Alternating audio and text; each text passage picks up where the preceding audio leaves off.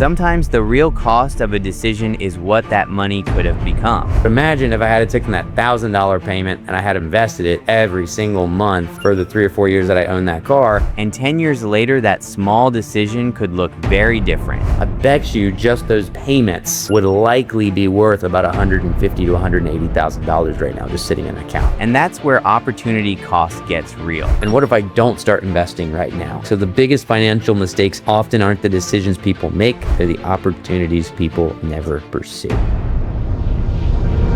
So compare it. Consider two buyers that are equally qualified and interested in the same type of home. One buys right now, the other waits 2 years. Buyer A, they act today. You start building equity immediately. You benefit from any appreciation over 2 years. Your loan balance is already 2 years lower. You have greater financial flexibility. Your net worth is now going up and the compounding has already begun. Whereas if you wait 2 years, you've paid rent for an additional 24 months. You're never getting that back. So let's say this person now just spent 40 grand on rent. Guess what? It's gone. You've missed 2 years of potential appreciation. You now start paying your mortgage from zero. You may face higher prices because if the appreciation kept going up, then obviously now you're paying more for your house. Your payment just went up and you're 2 years behind on wealth compounding. The last thing that's in both of these that I didn't put in the actual slide deck is if they run a business where they're actually itemizing things, all of the interest that they pay and the taxes that they're paying on these loans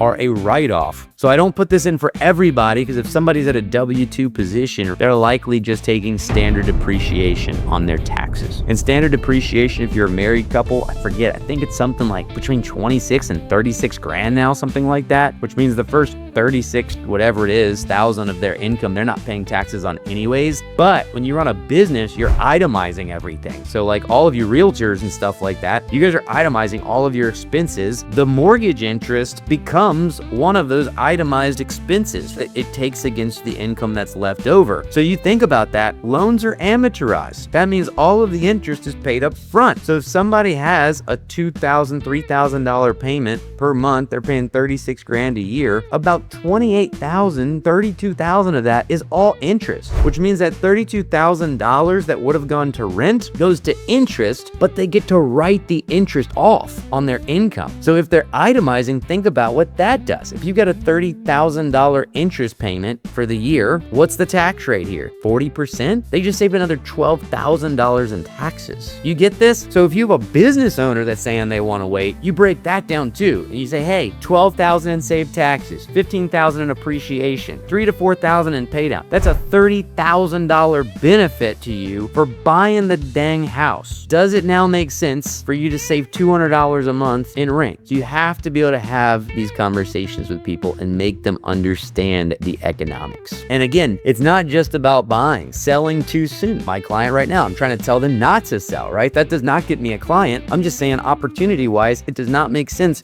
for them to sell the property right now and leave all that equity and appreciation on the table. Then we start talking about agency. Think about this as a realtor. What's your opportunity cost for not building the proper skills? You don't show up to the coaching calls. You don't come to role play. You don't go to events. What are the deals that you're losing by not networking with the right people, by not doing the right thing? I think about this on a regular basis. We've built a pretty large, significant business, yet I will go to probably 6 real estate events this year, maybe a little more, 6 to 7. So I mean, I don't have to do any of it. We make good money. We have a good operating business. We have plenty of businesses that are printing cash, but I will pay to get in the room every chance I can because I look at the opportunities that I build off of that. We're building probate into our systems and models right this second and our team. And the whole reason we got our probate system was because I was at an event in Arizona and I met a guy that'll do about 300 million in sales this year on probate leads. And I was like, how do we put that in our team? That was an opportunity cost. It was worth me paying to go to the event for just that. The event I was at before that in Puerto Rico, I met the guys that helped me build our webinar company. I would not have known them had I not been at that event. We did $38,000 in sales in our first month with that company. because they built out the systems. Was it worth me buying a plane ticket to Puerto Rico for a few days? Yes. I own an insurance company because of the opportunities that I've had to get in the room with the people to be able to invest in these things. So I look at everything I've learned and everything I've built. Land development. I put a post out today on land development on my Instagram talking about a $20-30 million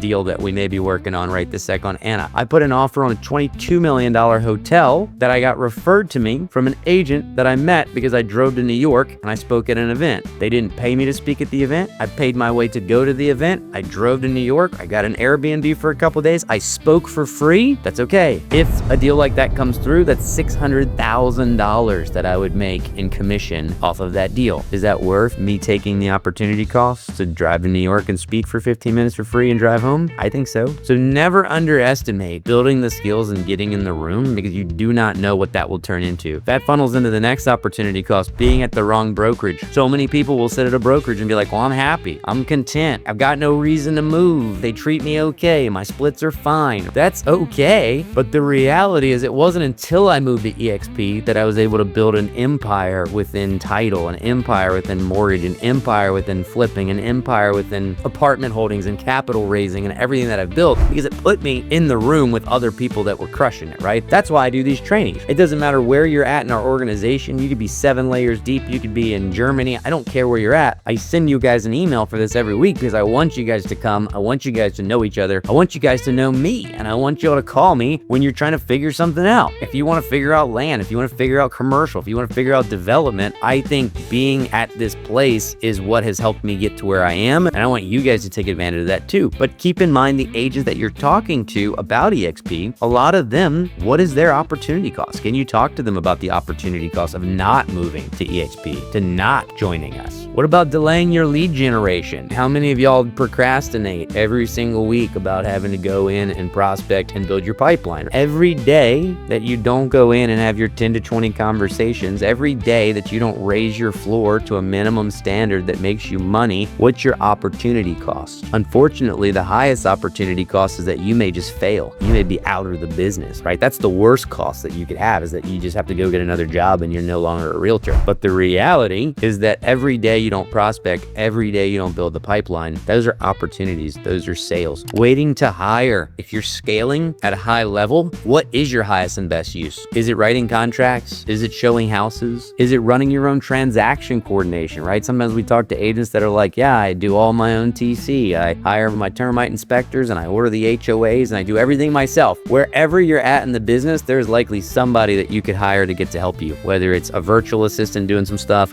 whether it's TC work. For me, it was getting personal assistants and things like that to plug in and handle things that I just didn't have time to handle. Keep in mind, you only have but so much time in a week too. So are you doing the thing that brings you the highest results? Because I am guilty of this. Most people that know me are like, Jared, you do too much stuff. You have way too many businesses and industries and jobs. Are you specializing in the stuff that's going to 10x and really grow? I heard something in a book today. I was like recommended books to you guys. It's called The Science of Scaling. If you're interested in books to listen to, it's been a really good one. The Science of Scaling. And he said, take everything that you do, everything that makes you money, and ask yourself, if I was to 10x it or 100x it, does it actually do and make the money that I would want it to make? And I thought that was a really, really good point, because most of us are not going to go 10x or 100x anything we're doing, but we're trying to do a bunch of stuff. But yes, if you could just 10x it right now, would it be worth your time? And that made me think, because there's a lot of stuff that, again, opportunity cost. What am I giving up? The stuff that could go 10x, the stuff that could go 100x to do this thing that even if it 10x, it still wouldn't make me the money I need to. I pulled the plug on a YouTube channel today. I'm not necessarily a full plug, but I was paying a media company to help on our YouTube for selling houses, and I don't even sell houses anymore. But I was trying to build it because we were getting business out of it with Galen, my partner. And the reality is, like, why am I paying these guys to do this when even if we 10x the business, it really wouldn't be probably worth me filming hours of content every single month and then trying to edit it and trying to post it and try to do everything else. So I had to pivot. I made a pivot. So think about the opportunity cost that you're giving up by focusing on the wrong things. And then never investing. We talked about that a little bit with the $1,000. Imagine if you were actually going to put money in every single month to something. If you're not investing at least $500 to $1,000 a month somewhere,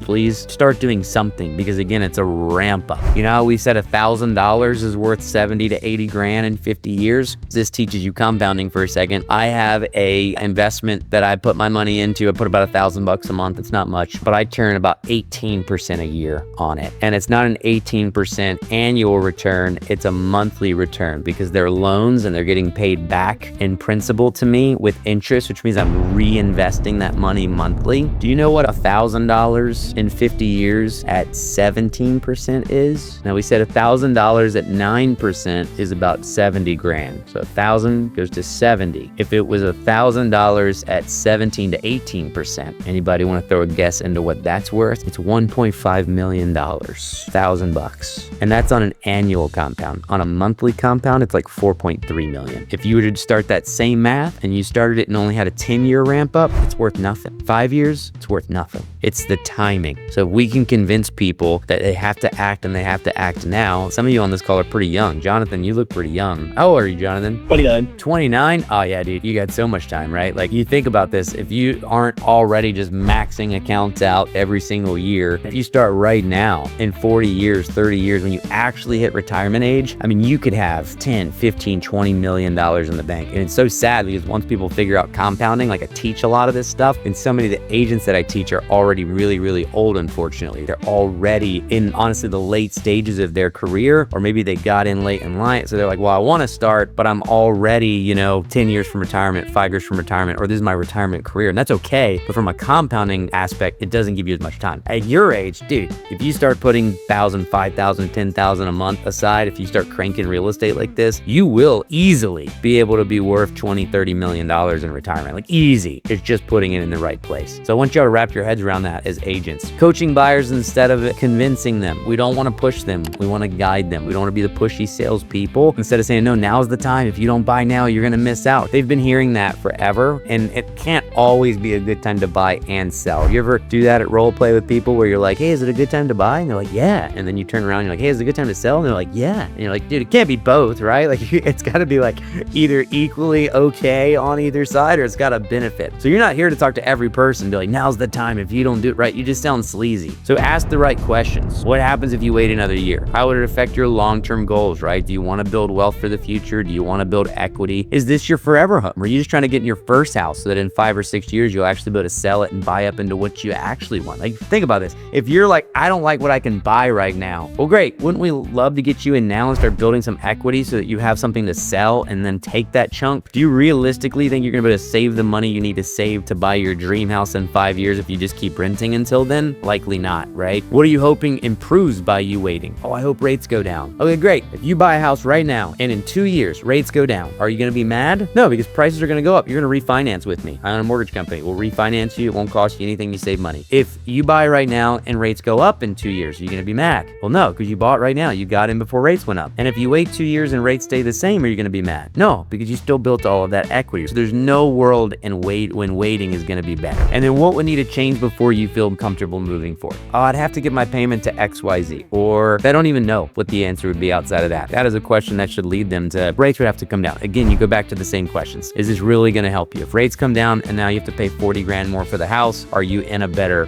place? Obviously not. So here's what happens for you as realtors. Opportunity costs, again, you don't make your calls, you don't get your conversations, you don't get your appointments, you don't get your contacts, you don't get income. It's very clear. It's very easy. My team's got to be sick of hearing me talk about it all the time. Like, this is all it is. It's just an algorithm. We make calls, we have conversations, we set appointments, we sell houses. That is it. But every link in this chain is a direct result of the earlier action. You don't get income without your contacts. You don't get contacts without appointments, and contracts without appointments. You don't get conversations without these calls. So whatever it is, what's your inaction? Is it prospecting calls? Is it open houses? Is it video content? Is it database building? Whatever it is, you gotta keep doing it. So every decision has a cost. Make them count. Waiting is still a decision. Keep that in mind. Inaction is a decision. People choose to not take action. We as realtors have to explain the trade-offs. We have to help clients understand what they're trading by delaying every single time, and then think beyond today's payment. Same thing for you guys. Good realtors, right? Y'all start making money. First thing you do, you go out and buy a car. How do I know? I did it. I went and bought a GT4. Like the second I started making a bunch of money, I was like, bam, Porsche. And like in hindsight, like that was so stupid. Like, yeah, I could afford it. I was making a bunch of money, but like I don't take payments anymore. I've got 2 Ferraris in the garage. I've got Porsche and Audi. Like all of it's paid off, title in hand now. But back then I was like, oh, sweet. I'm making so much money. I can go take take this payment. But imagine if I had taken that $1,000 payment and I had invested it every single month for the 3 or 4 years that I owned that car. What would that account be worth now, even if it was in the S&P 500, right? That was 10 years ago, I think, that I bought that GT4 or something like that, maybe 9. I bet you just those payments would likely be worth about $150,000 to $180,000 right now, just sitting in an account. So think about that. And it's not to say don't buy the car. I'd be the biggest hypocrite in the world if I said that, because I have a garage full of them. But it's about making the right decisions. Can you actually afford this? What does it cost if I wait, right? Can I afford putting my money into something that's not smart versus putting it into something smart? And what if I don't start investing right now? So the biggest financial mistakes often aren't the decisions people make, they're the opportunities people never pursue. Thank you so much for tuning in to one of our weekly training calls. Obviously, you caught the recorded session, but if you're interested in catching any of our live sessions that we do them typically on Mondays. I'm going to put the link below. So if you want to join any of our trainings live so that you can participate, so you can comment, ask questions, feel free to come. This is for our EXP group that we have here, our Omega group of agents, but it's open to anybody that wants to join, really. So if you're looking for coaching, if you're looking for training, feel free to hit that link below, and we'll see you on one of our live calls.